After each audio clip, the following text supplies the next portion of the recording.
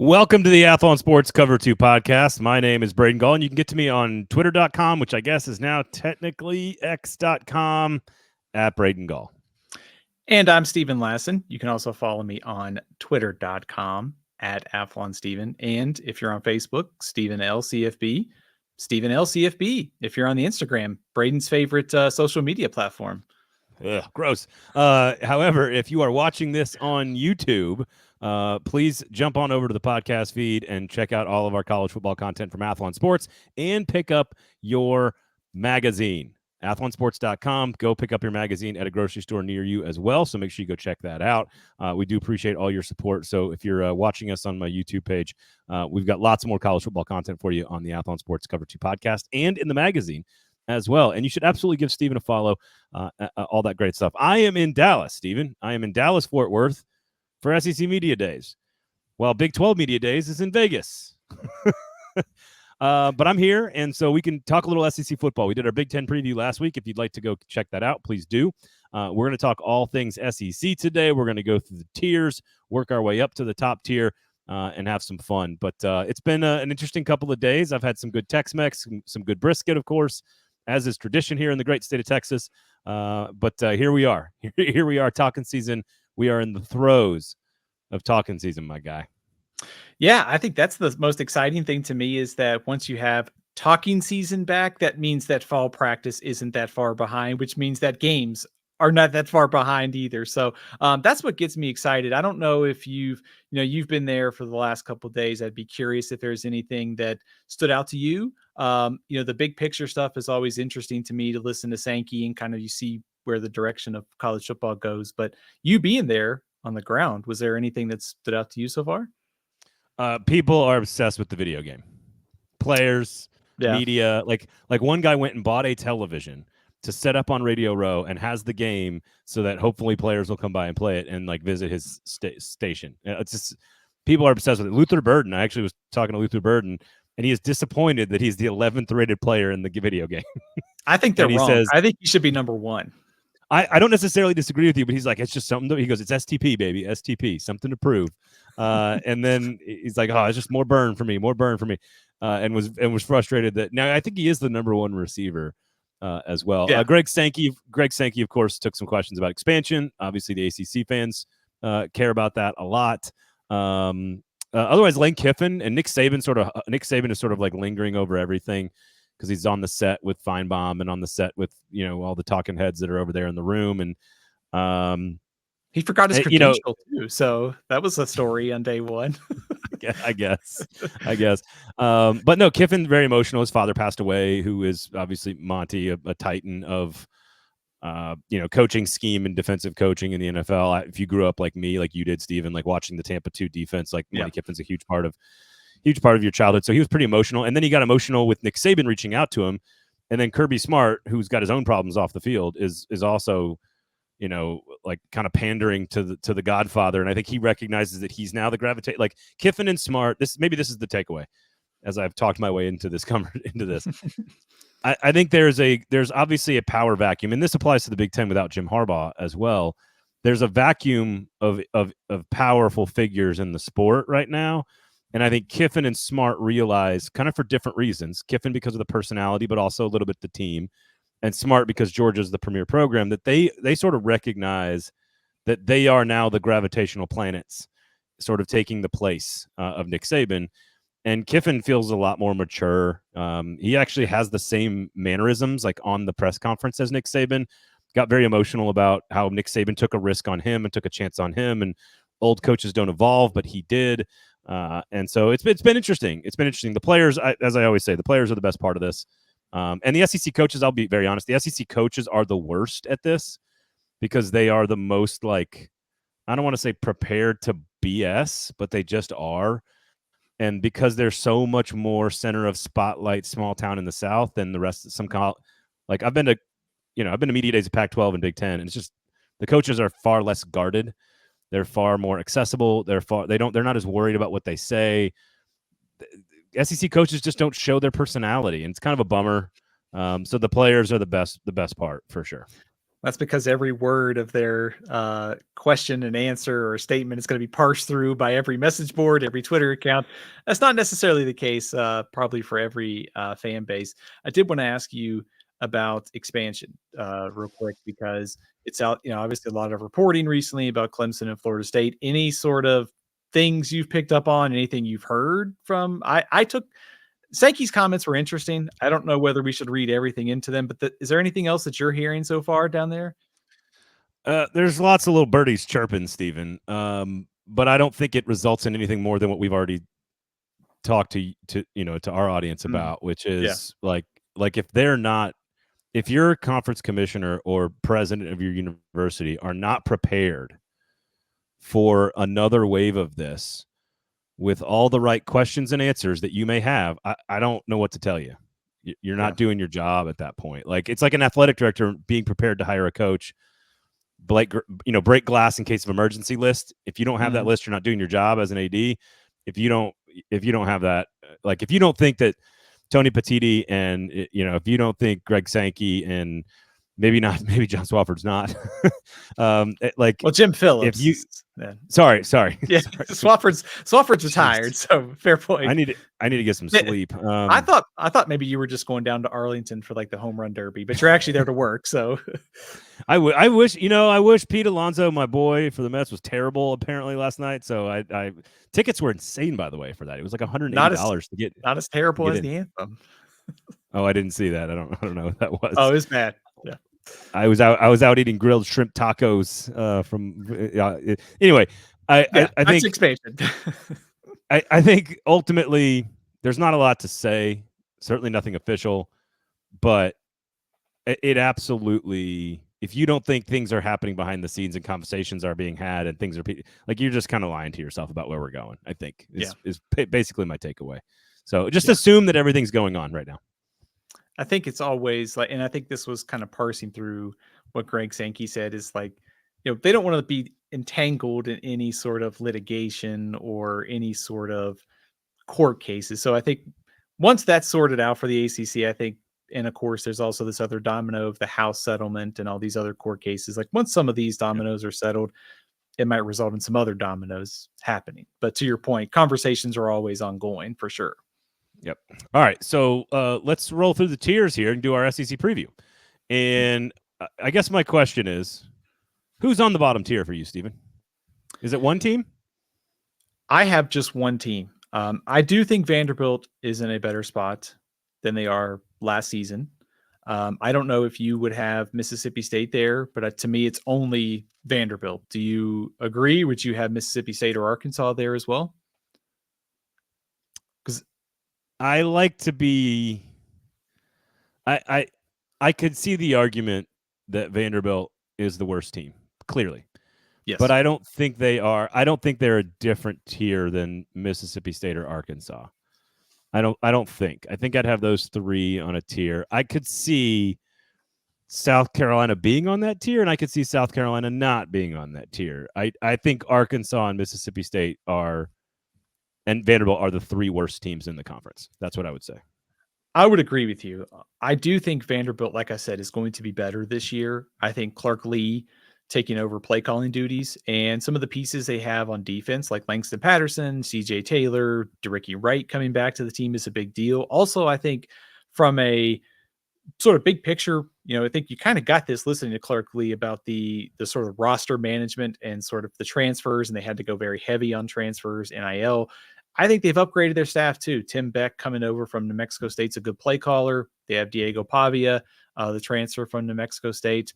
I think he's exciting. I think he could be a bit chaotic and a bit fun. I don't know how that's going to translate every week into the SEC, but it feels like Vanderbilt is in a better spot, albeit they did lose some really good players to the portal. But I like what they've done this offseason. I just don't know. Looking at their schedule, it's going to be tough, I think, to get out of the basement of the SEC. Listen, his one of the funniest moments I've seen Clark Lee ever at an SEC Media Days. He was asked about like Tim Beck and Jerry Kill and Diego Pavia, and like, hey, what attracted you to this New Mexico State brain trust? Yeah, and he's like, I just always wanted to visit Las Cruces. and then he like paused. He's like, guys, I'm kidding, and like the whole room was like, Okay. Yeah. Which is as loose as Clark Lee gets on the Right. podium. No, I think to your point, I think there's a gap.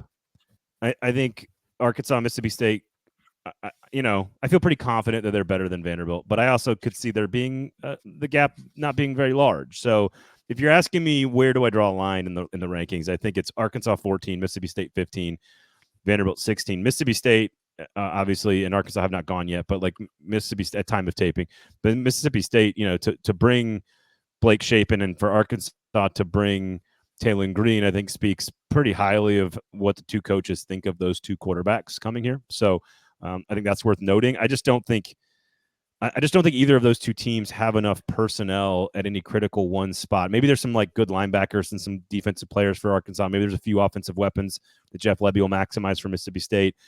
I'm really interested in Diego Pavia just as a fun experiment and a football fan, but it's hard for me to see any of these teams jumping up. And so that's why I kind of would draw the line there with those three, in my opinion. I think to your point, maybe if you're looking at projecting the end of the season standings, Vanderbilt's probably going to be favored to win 0 or 1 games. I don't know how many Mississippi State's going to get that either. Just we can get into their personnel, but just 2 returning starters. I mean, this is basically 2 returning starters off a team that won 1 game in the SEC last year, and that was that 7-3 shootout against Arkansas. That was just very difficult to watch. I think when you look at like the optimism, it's got to be like, hey, Jeff Lebby's offense just takes hold, like Shapen. They score a bunch of points by the end of the year. They're in a better spot. Like I said, they were very good last year. And I know some of that was probably coaching mismanagement. There's a lot of turnover here. And I don't know how long it's going to take the scheme to take hold. It feels more like a year 0 type situation. But I think they're clearly 15 for me. But I think Arkansas is a step up. Like I think Arkansas, if everything falls into place, they may have a chance to make a run at a bowl game. And I like the addition of Bobby Petrino. Taylor Green was awesome in the spring. That's one thing. He's going to have to do it week in and week out in the SEC. But this roster still has some good pieces to it. I mean, Landon Jackson's a preseason All-American by us at Athlon Sports. Their defense played better at the start last season. They kind of trended the wrong way by the end of the year. I think just with all the additions to the portal, Petrino, they've got a chance to maybe make something out of it. They just feel like they have more to work with than Mississippi State or Vanderbilt. So, okay, I might rethink this then, because I think 13 with South Carolina being 13, I clearly don't think like the next group, which in Athlon magazine is number 10 Auburn, number 11 Florida, and number 12 Kentucky. I don't think South Carolina is on that tier. I think those 3 teams are actually very interesting and better than any like 10, 11, 12 I could put up there in any other conference. Maybe the Big 12 has some. I mean, the Big 10 has a lot of interesting teams in that range as well. But I think Auburn, Florida, and Kentucky have a chance to be like 7 or 8 win teams. I don't think South Carolina is on that tier. Lenora Sellers is going to be the starter. You think you've got upgraded offensive and defensive lines, but there's still major questions there. Figuring out how to win games. South Carolina's schedule is brutal. To your point about maybe Vanderbilt being the bottom tier, I do think South Carolina, Arkansas, and Mississippi State maybe are closer, and maybe that's why Vanderbilt's on the bottom tier. Or maybe I need to reevaluate what I said and say, look, I think the bottom 4 are on a tier, because I do think there's a major gap between South Carolina at 13. And South Carolina fans don't want to hear this. Neither does Shane Beamer, as he joked with us on Monday and was like, hey, I know y'all are going to pick us 14, 15, or 16. Like, no, coach, it'll be 13. But I do think Kentucky, Florida, and Auburn, we're going to have a really, like you and I right now, are going to have a very interesting conversation about those 3 teams. And I don't think South Carolina's on that tier. No, I would agree with that. I think South Carolina and Arkansas are sort of in their own little tier for me. Mississippi State's in their own, and then Vanderbilt. Just in terms of like pure power poll, if I had to put all these teams sort of into tiers, I would have South Carolina and Arkansas fairly close. I think to your point on South Carolina, a lot of this season has to be Lenora Sellers just ends up being really good. And I know that's kind of just cliche, but there's a lot of positive things I've been hearing behind the scenes about him. They brought in some transfers at receiver to restock after losing Leggett. Juice Wells transferred. A lot of unknowns there, but there's also some potential. And someone like Nick Harbor, if he steps up and sort of realizes some of that talent that he has, all of a sudden they've got a go-to guy. But to me, I look at improved offensive line. potentially. Lenore Sellers should be a pretty, dynamic quarterback, and Rocket Sanders at running back. Like, there's your keys to the season for South Carolina. And we saw late last year, they switched to some 3-3-5 on defense. I think they're probably going to use kind of both schemes that they were using last year based upon what Shane Beamer said. But they've got a lot of pieces coming back, got a lot of experience, a lot of returning production. I just think their schedule is very difficult. And if you believe this team finishes a lot higher, it's going to be the offensive line is drastically better than last season. And like I said, Lenore Sellers ends up being pretty good, which I think he will. It just may take a year for him to kind of settle in, and which means South Carolina is probably fighting just for a bowl game this year. Yeah, their schedule is brutal as well. As I pointed out, we'll get to Kentucky's schedule's brutal. There's like, it's sort of like what we were talking about in the Big Ten, where there's certain, like, brutal and not brutal, is there's kind of a fine line. It might be one additional tough game, or maybe you play 3 of the top 4 or something like that. Both Kentucky and South Carolina are tough in this situation. I don't know how much of like I'm going under on the Arkansas win total. I probably won't touch Mississippi State. I probably won't touch Vanderbilt. I don't know what to make of South Carolina, to be honest with you, because they won games by just being good at like smart football decision making and game management stuff, not just special teams, but like other stuff. And it felt like that kind of went away a little bit last year. Maybe that was some fortune the first 2 years under Beamer. I don't know. But I am not sold yet on the depth. I do think they've done a good job in increasing their talent level, but I don't like, which is why I would have them ahead of Arkansas and Mississippi State. Like, Jeff Lebby wants to do what Shane Beamer has done. Yeah, it would be my take there. All right, 10, 11, and 12. I think this is a tier all by itself. So I think, to me, there's the bottom 4, and then the next tier is Auburn, Florida, and Kentucky. But I really think all 3 of these teams are pretty good. I think I'm fine with Kentucky at 12 because I think they have the toughest schedule and the most questions at quarterback and on offense. But I also think they might be the best team of this group, like the most complete team, defensive line, talent, coaching, the whole group. I think they're the most balanced team, but their schedule's so much harder. Florida's got a really difficult backloaded schedule, but they've got the best quarterback of this group. Auburn, I think, takes major strides because they've improved their talent level. So I would probably go Florida 10, Auburn 11, Kentucky 12. I don't have any problem, Stephen, though, with you ranking these 3 teams in any order. These are the 3 that I actually find really, really among the most interesting in the conference because they're not getting talked about here much at all. And for obvious reasons with all the headlines from the other places. But I think this is a really interesting group of teams. Like, they're not quite top 25 good, but I think they're pretty close. And I think one of them, I don't know which, but I think one of them is going to jump up and be like an 8 or 9 win team. So I like that call because I've got all these teams like 32, 35, and 38 in the top 134. They're basically even. They're basically like fringe top 25 teams if things break right this year. I will say one thing on Kentucky's schedule that is really interesting is they host Auburn and they have to play at Florida. They've owned Florida recently. So, if you're Mark Stoops look at the schedule going, hey, these are, and I know coaches and probably players look at this a lot different than we do.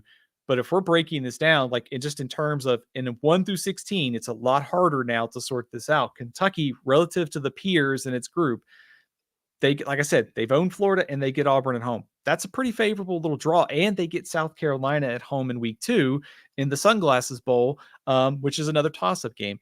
But I think in terms of personnel, the one thing that worries me the most about Kentucky is the quarterback situation. Like, what if you knew what you were going to get out of Brock Vandagriff? I think we would have them a little bit higher. I'm not necessarily sold on the Bush Hamdan hire. I think it's fine. I don't know necessarily what the upside is. Also, they lost Ray Davis. He was pretty dang good last year too. I don't know they have a number 1 running back this year to sort of kind of fill that role. But what they do have is they have a lot of experience on the line of scrimmage, and they've got an outstanding defensive front. I mean, Deion Walker is probably one of the most underrated players in college football. So to your point, if Kentucky exceeds it, the schedule's there, and you trust Mark Stoops, it really comes down to what they get out of Brock Vandagriff and Bush Hamdan as the OC and quarterback combo. Yeah, I really like the Kentucky team. They're just scheduled so hard. So, and Florida, it's hard to say not to say the same thing for Florida because if you look at their back end of their schedule, they are absolutely just filthy loaded with Georgia and Texas and LSU and Ole Miss and like all these teams at the end. They'll host A&M. That will be a huge deciding game early in the year for both teams, for Texas A&M and for Florida. So it'll be very interesting to see what happens with the Gators. But probably Billy Napier's best roster. I did have one Florida writer come up to me today, Steven, and he was like, "Hey, what's the deal with your unit rankings? Why aren't Florida Gators ranked higher?" And I go, "Man, somebody's got to be ranked 8, 9, 10, 11, and 12. Like somebody's got to no." And I was like, at Athlon Steven on Twitter. Right. Yeah. Yeah, I do all those. So feedback and criticism is definitely more than fine. But no, to your point. Shout out to old man, great music taste, but old man Edgar Thompson. So hey, you said it best, Braden. 1 through 16 in the SEC. Sometimes the top is clear, the bottom is clear, the middle from like 4 through 12 is all about the same. It's kind of how, eye of the beholder stuff. I do think on Florida specifically, though, I think it's important to get off to a fast start. They get Miami and they get A&M at home starting the season, 2 swing games with the back half of the schedule being difficult, with the hot seat talk, with all the pressure. You win 2 swing games. It builds you some time before you get to the back half, which is very difficult. I like Florida's offense a lot. I think we saw what Billy Napier did with Graham Mertz last year, Montrell Johnson, Eugene Wilson. They've got good skill talent. I think their offensive line is going to be fine too. This defense, though, has got to make major strides. I mean, just look last year across the board, worst in the SEC or worst or 13th in all the major categories. They've done some things to the portal. They've brought in Ron Roberts to be sort of head coach of the defense, not calling plays, but he's mentoring, I guess, Austin Armstrong. So if Florida gets to a bowl game, it's got to be fast start plus improvement on defense, and that saves Billy Napier's job if that happens. Here's what I'll say, and this might be I think he gets a contract extension. Like I don't think there's much pressure downward from the boosters onto Scott Strickland. I don't think there's any pressure from Strickland on him, and I think they're going to show enough improvement this year that 7-5 will keep his job.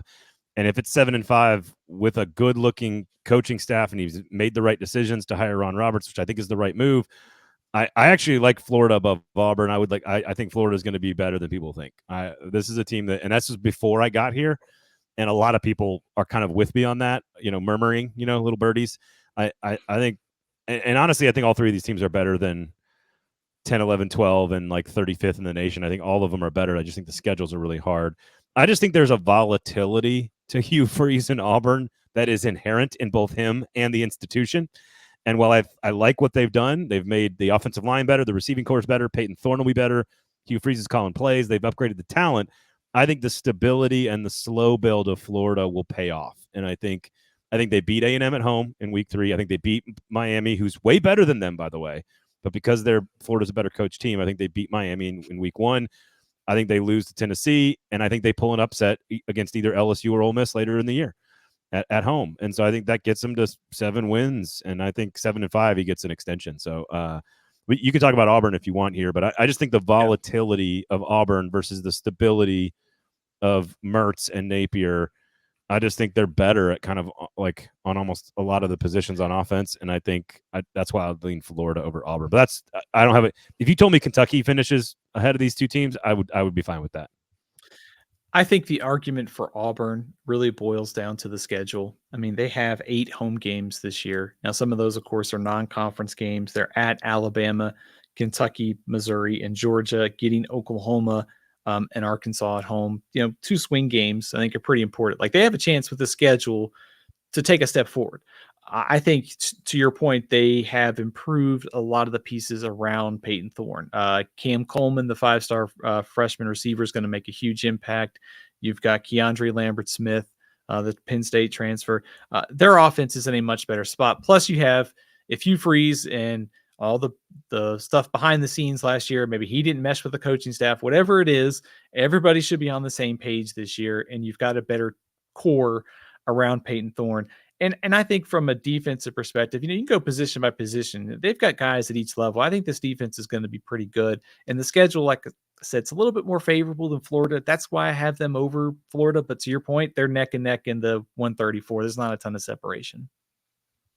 So the question about the top 9 is sort of where do you draw lines? And there are a few things that I would change versus our rankings. And some of that is that I've changed my mind, and some of that is just you and I just disagree, which is two different things. I want to go to the top here because I'm having a tougher time. So I was talking to, I don't mean to, this is not intentional, but I was talking to Greg McElroy this morning, and he goes, I think 9 teams could make the SEC championship game. And I was like, I don't think that's true, but I think the answer is 7. I think there are 7 that could get there. And our top 7, I think, if any of them got to the SEC championship game, I would not be shocked by that. I think I'd be pretty shocked if it was A&M or Oklahoma, who we have at 8 and 9. I would have A&M ahead of Oklahoma. I think A&M, the more I study their schedule, the more I like them. And I think A&M could be real salty at the end of the year. I guarantee they beat Texas at the end of the year. And Oklahoma's schedule with the things that they're breaking in, it's just bad timing for them to be joining the SEC. It doesn't mean they can't be a very good program moving forward, and I think Jackson Arnold is special. Pretty soft-spoken guy actually, but I think he's a really talented player. And I just think A&M is built for success quickly with their defensive front, Connor Wigman, Colin Klein. I just like those pieces a little bit better. I think Oklahoma has a chance to be really good next year. So I kind of draw a line at the top 7. But really, if you go to the top, there's also a lot of debate on who should be on the top tier as well. And so I have a tough time. How many teams do you think could get to the SEC championship game? So this is a weird answer. I actually think it's 8. So I'm going to split you 2. But I'm actually going to change my predictions here. I actually kind of like A&M ahead of Oklahoma. I've kind of talked myself into that. So I'm going to switch. Like, we're going to knock Oklahoma from 8 to 9 and move A&M up. And there's your top kind of 8. I will say on Oklahoma, just sort of big picture, they are going to be just fine in the SEC. I think, to your point, the timing of it, new OC, new quarterback, 5 new starters in the offensive line. I like the trajectory of their defense, but I just think, and we can get into the A&M personnel, but I also think A&M schedule also sets up really favorably for them this year. So I'll go with 8 that could potentially make the SEC championship game, but I'm not down on Oklahoma at all long term. I'm buying some stock for the future for them. Yeah, I just think the conference clearly just gave them a raw deal. And I don't know if that's on purpose or what, but their schedule is absurd.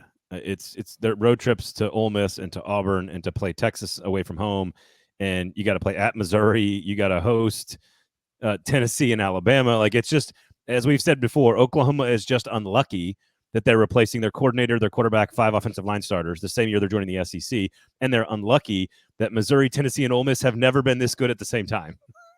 Right. And all 3 of them are on their schedule. And that's just sort of unlucky.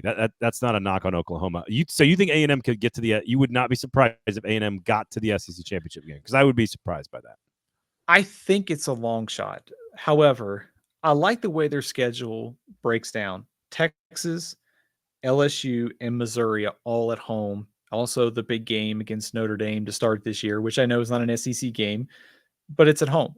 For a first-year coach, that's probably the most favorable path that you could pick if you're Mike Elko. And the reason why I would include A&M is sort of just, it's kind of off the cuff almost, but it's like every year we see one of these teams put it together, new coach, they've had talent, pieces fall into place, pretty favorable schedule. Also, everybody's in the 16-team jumble here. So, in theory, they could go 10-2 and still be very much alive, depending on what the tiebreakers are for that second spot in the SEC championship game. So, like I said, it's a long shot. My hand is firmly placed on the burner when talking about A&M, but I do think there's some upside here for a team that finished 4-4 and 7-6 last year. 4-4 in the SEC and 7-6 overall. That is.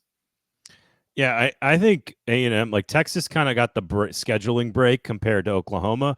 I think A&M schedule sets, to your point, I think that broke fairly well for them. I just think they're a far more complete roster than any new coach ever taking over a team should be. And if we believe in Elko the way we do, and where this straight, let's use Missouri as an example. A lot of people really love this Missouri team. They top 2, top 3 in the conference. Good. Best offense in the conference, kind of good. A lot of folks very, very high on Missouri. I think they lose to A&M. Like I think A&M wins that game because of how they match up, because Elko's defensive front is going to match up well with Missouri's strength, which is going to be their offensive line, Brady Cook and Luther Burden. And so I think A&M can beat Texas because their defensive line will match up with Texas. Not many groups on defense will match up with those two offensive lines. I think A&M can. And so I really like this A&M team. But there's going to be losses in there somewhere. So I would have them at 8. I'd have Oklahoma at 9. Not a knock at all on either of their long-term futures and projections. I think finishing 8th and 9th in this conference today is really, really good. We have I think all these 9 teams are in our top 20, right? Top 18, top 19, something like that in our rankings.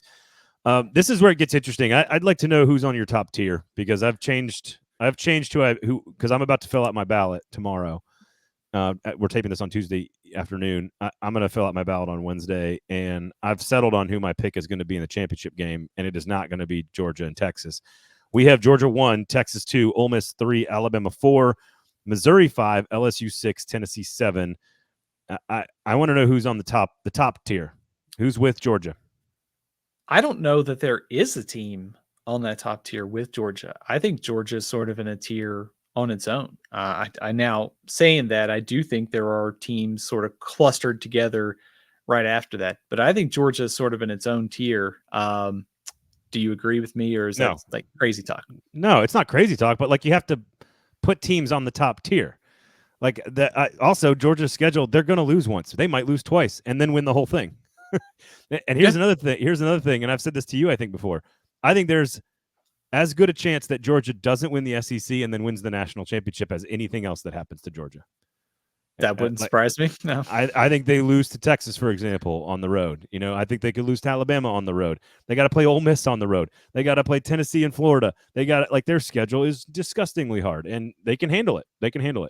I think Georgia's number 1 with a bullet, but I think the top teams on the top tier are Georgia 1, Alabama 2, Texas 3. Those are my 3. I think Ole Miss is a product of they're very, very good, so this is not a knock on Ole Miss.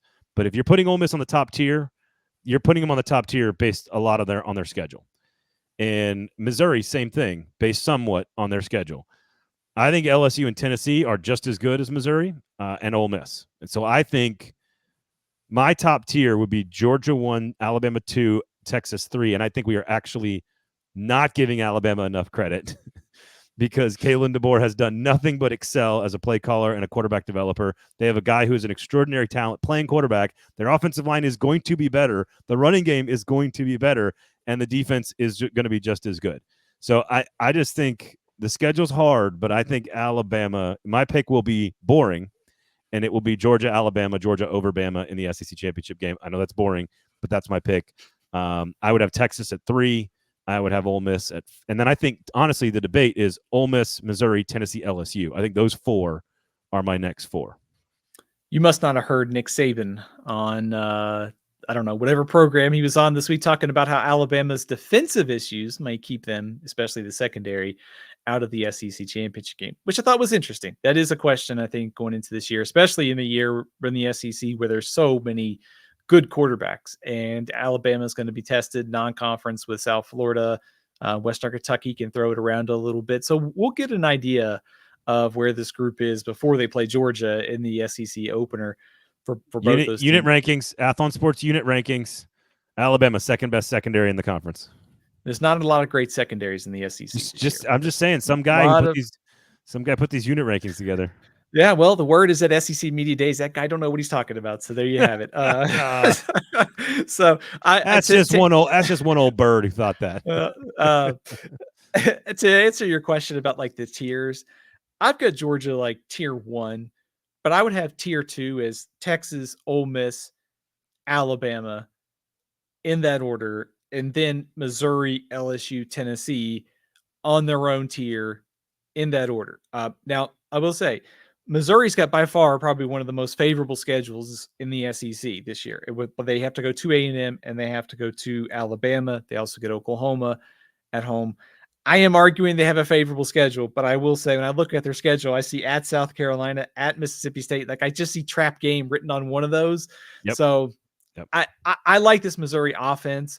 I am a little bit uncertain about their defense with all the change in personnel and coordinator, but I do think they are very much in contention for a spot in the SEC championship game because of that offense and the schedule this year. And also, I mean, heck, they won 11 games last year too. So this wouldn't, I mean, they're clearly trending in the right direction under Eli Drinkwitz.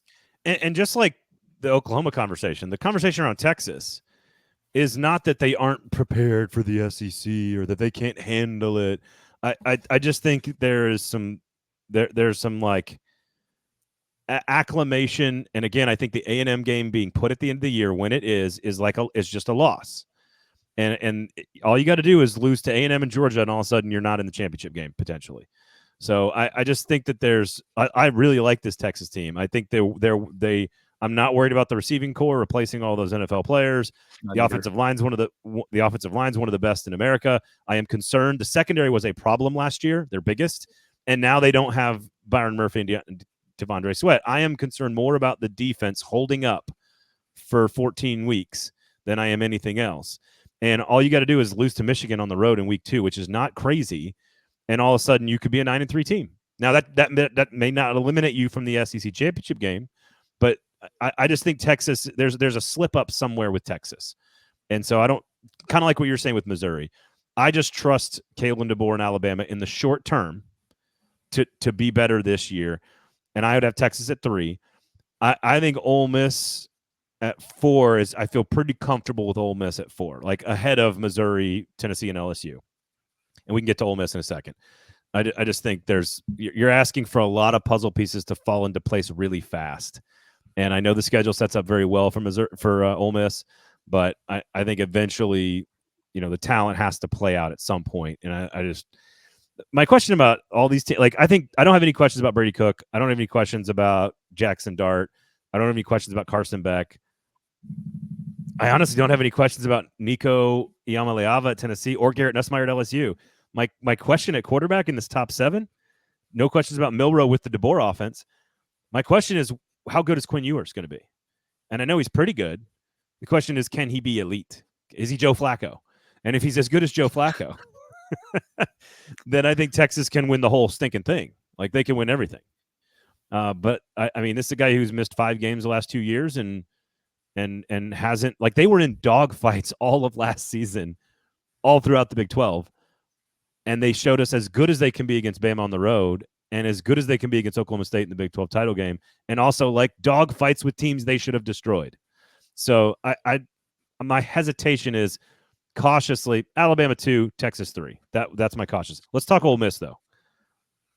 Elite defensive front 7. I love the quarterback. Offensive line's good. Let me ask you a question.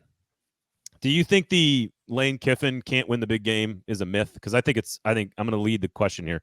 I think it's a complete myth. Yeah, I do. They beat LSU last year. I know it's not like LSU's defense was obviously pretty bad, but that was a big game for Ole Miss to win that one. And they've had two, I guess we'd say, I wouldn't say heartbreakers, but they've had 2 tough losses to Alabama where it felt like 2020, was it 2 with Bryce Young coming to Oxford late in the year when Alabama was kind of out of the mix. They thought maybe this is Ole Miss chance. And then of course, last year they lost 24-10. They had some chances in to knock off Alabama, but I think to take the other side of this is Ole Miss won 11 games last season. That's the best mark in school history. They now have an offense that is pretty loaded. I think Jackson Dart's, he's not only one of the best in the country, but he's tough as heck. Not to mention, I like what Lane Kiffin did going out and getting Juice Wells. They've added a couple running backs to replace Quinshot Judkins. I don't necessarily know you're going to replace his talent. I think you can replace some of the production by committee. And I think this is the first time we've poked fun at the unit rankings, but this is one of the first times in a while that you can give Ole Miss a legitimate top 10 to 12 defensive line in the country. So I think Kiffin realized the flaws for Ole Miss.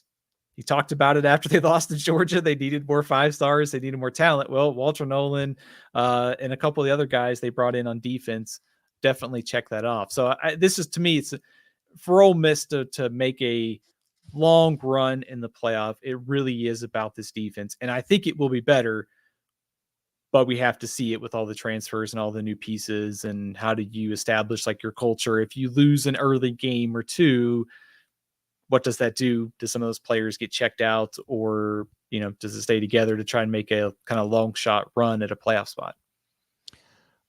I think these are the 4 playoff teams. I think 4 are definitely getting in. And I think it's Georgia, Alabama, Texas, Ole Miss. I think those are the 4. And so while I think there's 3 that are on a talent tier by themselves, Alabama, Texas, and Georgia, I think Ole Miss is the best of the bunch, has the best schedule, has the best roster, and I think Ole Miss is clearly number 4. In my opinion, you've got them 3 in the magazine, but basically Alabama, Ole Miss in the magazine are basically identical in the national rankings. I think maybe one more team gets into the playoffs. So I think it's 8 teams, maybe 9 teams for 4 or 5 spots in the playoff. I like Tennessee a lot. I like LSU a lot, and I like Missouri a lot. So I'm very torn on these 3 teams. It's very difficult to analyze these 3 teams. And we've talked a little bit about Missouri. What's fascinating is Ole Miss and Missouri are very similar. Like when you look at how they're broken down, they're very similar, right? Like great offensive line, offensive-minded coach, returning star quarterback, 2 teams that are not normally in this situation with playoff expectations, 2 teams that are doing a lot of work in the portal and NIL. Very similar. Ole Miss is just a little bit better on defense. Both have schedules that set up well for them this year in a 12-team playoff. They're very similar. Both have an elite superstar number 1 receiver that's among the best in the country, and Trey Harris and Luther Burden. Very similar dossiers on these 2 teams. Ole Miss just better on defense. That's where I lean on that. LSU and Tennessee are virtually identical in how they are wired, because you've got really good offensive lines for both of them. You've got lots of questions in the secondary for both of them. You've got 2 coaches who are established. You've got 2 new faces at quarterback who we believe in a big way, in Nussmeier and Iamaleava. You've also got weaponry on the outside that you don't really know what it is yet. And the schedules aren't terrible. They're not as easy, quote unquote, as Ole Miss and Missouri, but Tennessee and LSU schedules aren't crazy hard either. It's sort of like a 3-game schedule, kind of like Missouri. So I think it's fascinating that Ole Miss and Missouri are virtually identical. Ole Miss a little bit better. I think LSU and Tennessee are virtually identical. And I think Tennessee's actually a little bit better. I would have Tennessee at 5. I would have Missouri and LSU at 6 and 7. LSU is the quietest it has ever been in an offseason that I can ever remember. And I think that's the way Brian Kelly wants it. Same thing with Tennessee. I think it's one of the quietest off seasons for Tennessee outside of the obsession with Nico. And I think that's the way Heupel wants it. And I actually talked to some of the players today. They're like, yeah, we're fine being picked 6th or 7th. We want to be the underdog. So it's just really bizarre how these teams are all very, very similar, in my opinion, these 4. Yeah, it is. I think that's a good way to sum up the sort of questions and tiers of how to rank these teams. I do think, to talk about like Texas A&M and sort of that same thing, like one of these teams with a good quarterback like Garrett Nussmeier, with Nico at Tennessee, somebody's going to put it all together and make a run.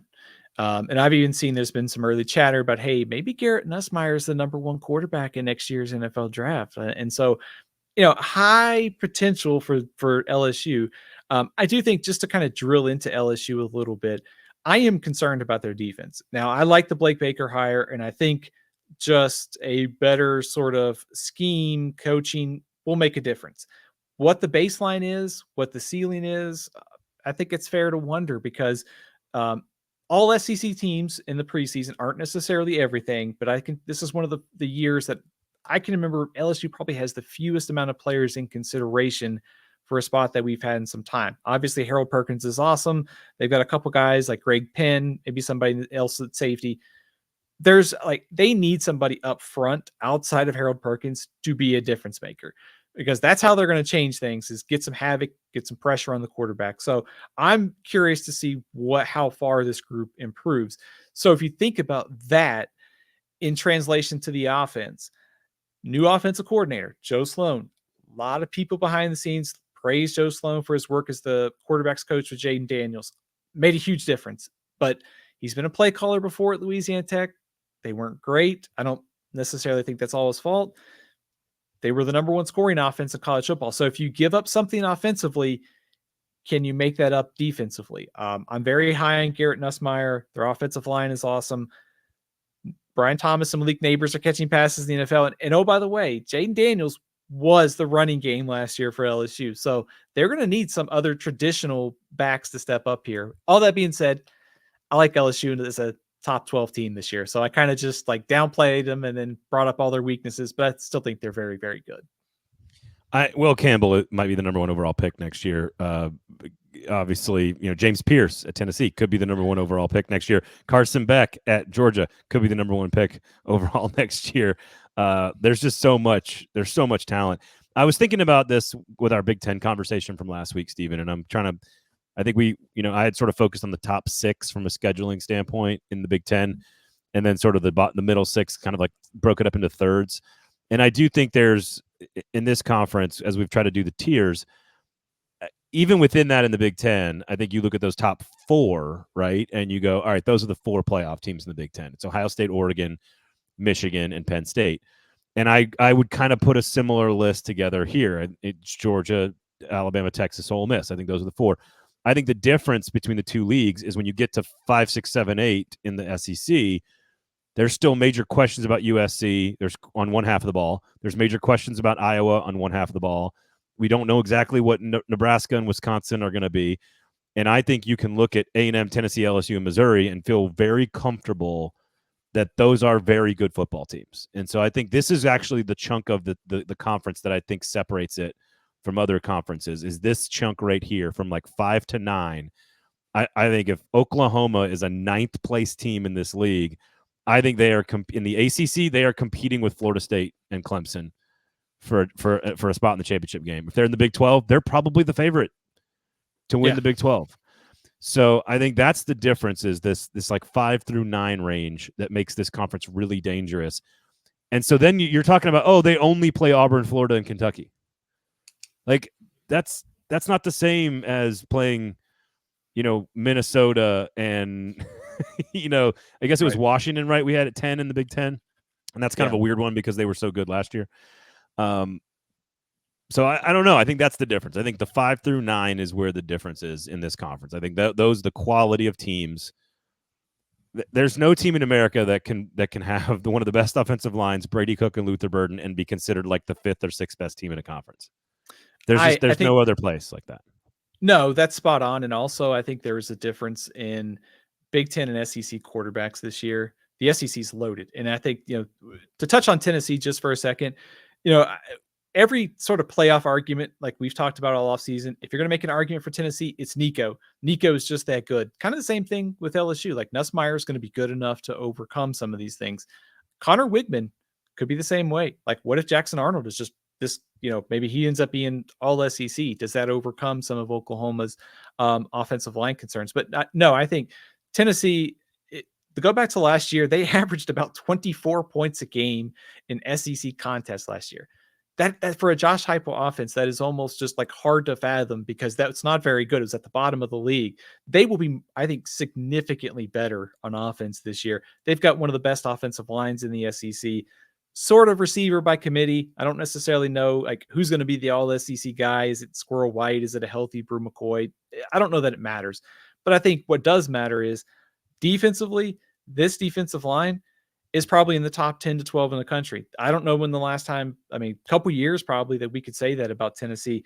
But there is a lot of questions about this secondary. And for when you look at their schedule, Grayson McCall, Jackson Arnold, Graham Mertz, Jalen Milroe, Carson Beck, if the secondary is not very good again, all those quarterbacks on this list, if they can keep James Pierce away from them, the secondary is going to be in real trouble. So I think, to your point, there's a lot more playoff contenders outside the top tier SEC Big Ten, but also think Wigman, Arnold, Nico, Nussmeier, all breakout candidates at quarterback that are going to kind of shape this season. Like how good or how high you think these teams can be carried by these quarterbacks will shape your preseason rankings.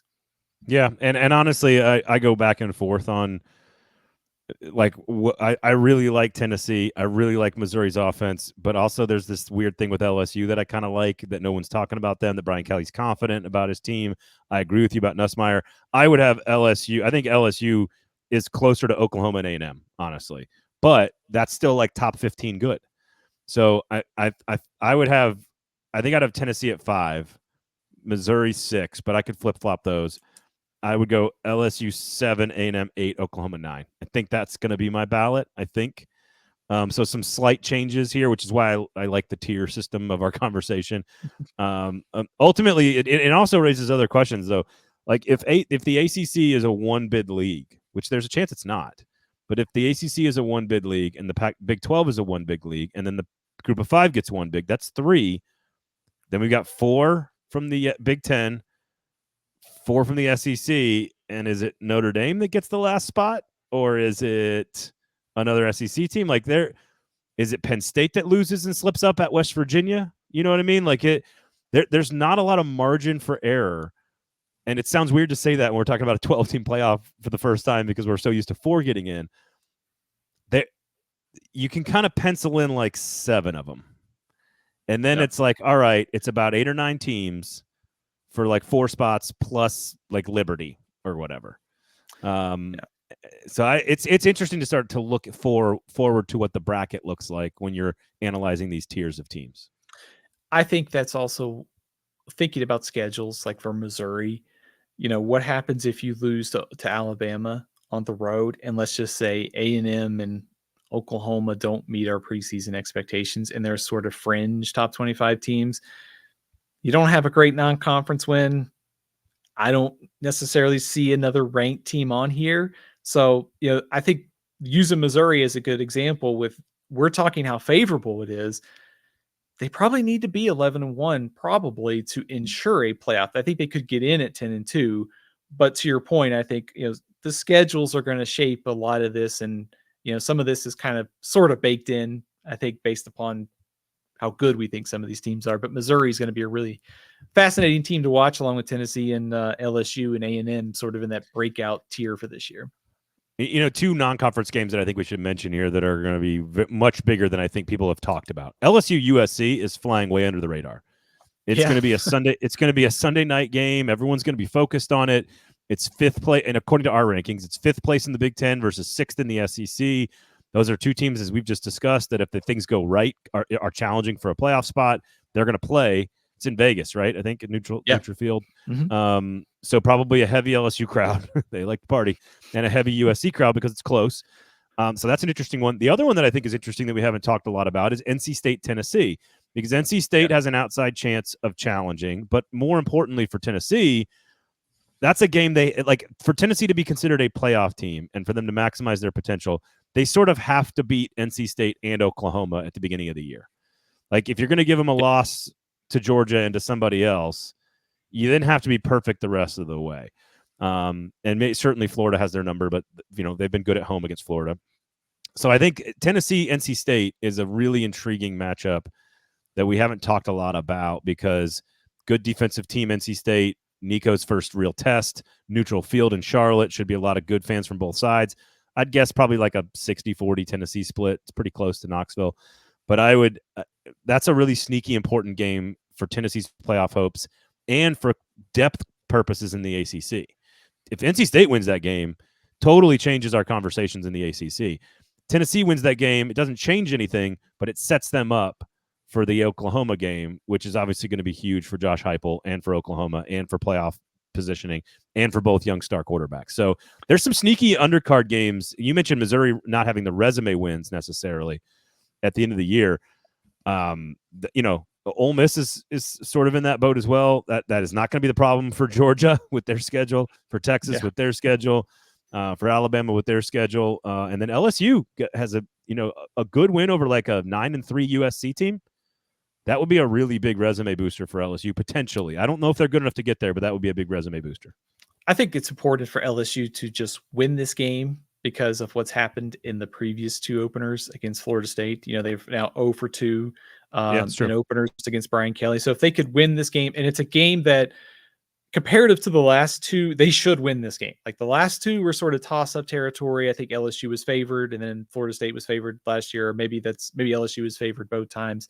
But either way, on paper, LSU is a better team. They should win this game. And if they come out defensively and dominate, we're having a different conversation about LSU and some of the progress this offseason.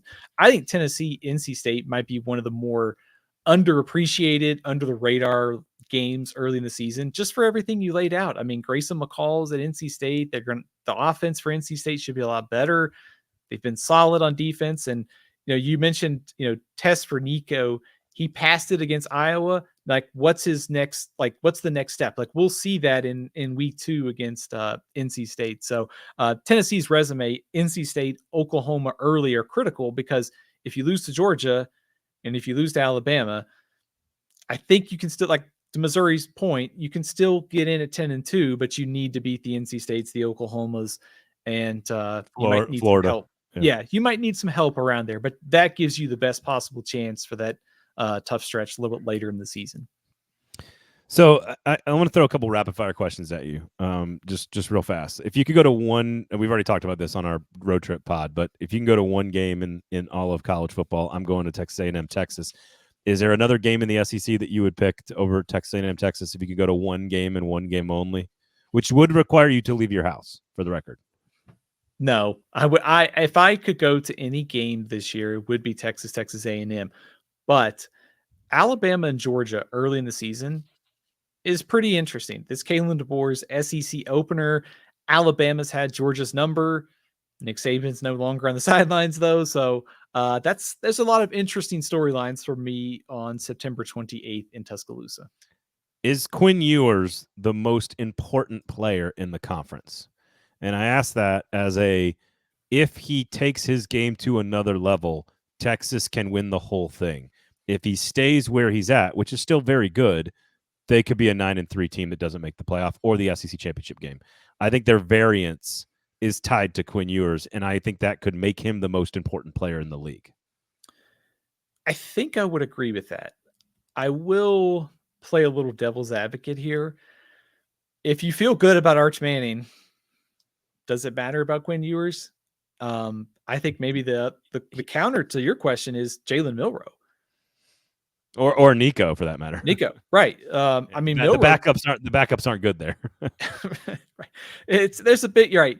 I think for Milroe, like if he takes that step forward as a passer, we know he's already got the dynamic run game, and we saw the ability to throw it deep last year, but a little bit more consistency is needed. But if he takes that step forward and becomes a Michael Penix type player, passer that we saw, then to your point, we're probably underrating Alabama. You are, not me. Right. That's and really, it's not as like I think this feels weird, but I feel like Milroe's in a different situation. I think in less time, Milroe is already better than Ewers. So, like in his first year as a starter, despite some of the early adversity, I think he was being more. They were relying more on him to win them games in the second half. Whether it was A&M, whether it was Tennessee, whether it was whoever, like Milroe had to carry them in some key spots. Did a brilliant job against Georgia in the SEC championship game. He's played in a lot of these games. Ewers still he started 2 full seasons and hasn't answered some of the questions yet. And I trust DeBoer just as much as I trust Sarkisian. So there's no Tommy Rees excuse now. So I actually trust Milroe. I don't know, fairly comfortably, if that's the right term, to be a little bit better than he was last year because of DeBoer, the offensive line experience. But I think he finished 6th in the Heisman voting. He was already carrying his team, whereas Ewers hasn't quite yet done that, I guess. And he's had a lot more time in. I understand the Arch argument that, like, oh, if you've got a depth piece that's very good, can you be that important? I'm sorry, if Arch Manning is the starter, he could be the greatest thing that's ever happened to college football. He's still going to have some lumps. He's still going to take some lumps. And that could cost you a game or two somewhere. So I don't think that all of a sudden they go to Arch and they just, they can beat Georgia and Alabama now and Oklahoma and, Florida. Like there's some games that Texas can lose, A&M. So I think worth keeping in mind on Quinn Ewers is that he completed almost 70% of his passes last year, over or nearly 9 yards an attempt. You go back to the previous season, and he was completing about 58% of his passes and about 7.4 yards per attempt. So I know that's a lot of numbers, but what I'm trying to get at is I do think he took a big step forward last year. And now I agree with that. Yeah. And now as we look ahead, like number one, he's got to stay healthy. Number 2, you need a little bit more consistency with the deep passes. And then number 3, how fast does he mesh with all the new receivers? I'm not that worried about it, but week 2, when they go play Michigan with that defensive front and secondary that Michigan has, that'll tell us a lot, and also might tell us a lot about his development now going into year 3 as the starter for Texas. Yeah, for some reason, I think Michigan's going to play way better in that game than people think. Mason Graham and Will Johnson, you got pieces that can neutralize some of the Texas offensive pieces, and maybe they turn it into a dogfight on the other side of the ball. And it's just like an ugly Texas, who's worse, Texas's defense or Michigan's quarterback? Like, it could be a weird kind of strength on strength and weakness on weakness there in that matchup. I think Sharon Moore might pull out the playbook from the Penn State game where they just run and say, there's no Murphy there. There's no T'Vondre Sweat. We're going to test you right there up front. So that'll be a good test for Texas defense early on. Somebody explodes and wins 9 games. Is it Auburn, Florida, or Kentucky? I'm not going to say 10 because that's crazy talk.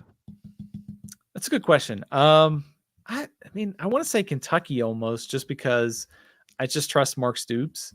Now, we made it through this whole episode without even talking like he was Texas A&M's coach for a few minutes. So how does that variable play out this year? I don't know. I do, like I said, I like their defense.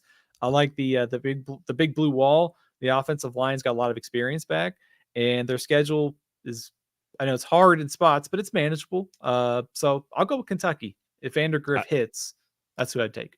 I kind of might be with you on that one. I like this Kentucky team, but I say that I feel like every year around this time. So it's kind of like me with Minnesota. It's not to go back to Minnesota, but it's like I feel like I'm always kind of like, I kind of like Minnesota this year, and then they're like good. They're like Kentucky. They're like good, and then but not great, but not bad, and they're just like good. You were Golden Gopher curious in the Big Ten, so are you true. Wildcat curious in the SEC? No, I'm actually more like Aggie curious. Maybe like Gator curious. I don't know. Okay. Oh, man. All right. Well, we'll be back next week, and we'll be talking all things college football as well. Athlon Sports Magazines, unless you got anything else you want to add. We didn't really talk about Georgia, by the way. We didn't even talk about them. Elite defense, All-Americans everywhere, elite offensive line, maybe the number 1 overall pick in the quarterback in Carson Beck. The best coach in America, the best roster in America, ho-hum, number 1 in the nation. Didn't even talk about him. I think if you want sort of a short, little breakdown of Georgia, I think what's interesting to me is the schedule is significantly harder this year compared to last year. At Alabama, at Texas, at Ole Miss. That's 3 of the top 5 they have to play on the road. I don't really have a lot of concerns offensively. I mean, Brock Bowers is gone, but I think they're going to be Oscar Delp or Ben Urasek, whoever starts at tight. They'll be fine. I do worry a little bit about the secondary, just a touch, because they lost a lot there. And also they weren't as good last year up front on defense. They gave up more rushing yards than we saw. Of course, 2022 defense was pretty dominant. It's hard to match those numbers. But I think the question to me is always, it's not necessarily in the regular season. It's is there a flaw maybe in the secondary or defensive front that shows up in the national championship game? Because otherwise, there's just not a ton of concerns for me about this team. And I think I might say this about the Big Ten as well, but I don't think there's an undefeated team in either conference. I don't think there is. I think 11-1 is an elite season now with these conference schedules, and how hard the championship games are now going to be, almost guaranteed to be the most difficult game that you're going to play, or at least one of them. At Georgia, it's more about the national, they're going to get to the playoff. The question is what seed are they and how deep can they go? It sort of feels that way with Ohio State as well. They may not win the Big Ten, but they are going to make the playoff. And right now, I think Ohio State and Georgia are earmarked for a national championship game. But we'll see. As long as it's the Georgia drive to the championship that they need to slow down. Yeah, it's the rushing defense on the. They got to stop things on the ground. Georgia does. They got to stop. So also, they're getting players are getting fined now from their NIL collectives instead of getting suspended by Kirby Smart for speeding. It's ridiculous. I would say to your point on the the projected records, I think you and I have always been on the same page that every year, regardless of conference realignment now, it was even true before, it's really hard to go undefeated. You just have to build in a loss somewhere. It's even more true now. The SEC is tougher. There's no East and West. it seems like to me every team will probably lose once during the regular season. Maybe Liberty might be the one exception because the schedule's so easy. But I mean, I think for Georgia and Ohio State, I think that it's going to be tough to go undefeated. Honestly, I think an ACC team might be the team that I think has the best chance to go undefeated. Not a Big 12 team, but an ACC team maybe of any of the 4 major conferences. So, okay. All right. Well, thank you guys for listening. Athlon Sports for the magazines, of course. Make sure you go get a magazine. Make sure you follow Steven at Athlon Steven. Of course, you can get to him there. You can get to me at Braden Gall. And we do appreciate you guys listening. And we got a couple more big conferences to go. We'll continue to preview all of those. That was our SEC preview. And, of course, talking season right in the middle of it. So, stay tuned with us. We do appreciate you guys. Rate, review, and subscribe on the podcast app of choice. And if you do not leave us a 5-star review, you are a hater. Otherwise, have a great week, everybody. We will talk to you guys next week. Thanks for listening, everybody.